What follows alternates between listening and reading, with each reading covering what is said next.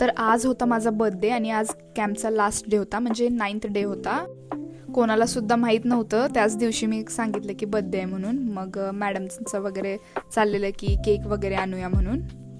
तर फर्स्ट सेशनसाठी गेलो आम्ही. खूप घाबरलो होतो कारण ते थोडंसं अवघड होतं आणि समजत नव्हतं कसं करायचं आहे, कसं त्या ह्याच्यावर चढायचं आहे वगैरे.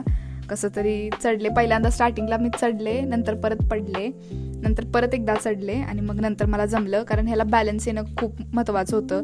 दोन्ही साईडला सेम पोर्शनमध्ये वेट द्यायचं होतं आणि प्लस थोडंसं बेंड पण व्हायचं होतं आणि मध्ये मध्ये ते छोटे छोटे वेव्ज येत होते, त्यामुळे थोडंसं इनबॅलन्स होत होतं.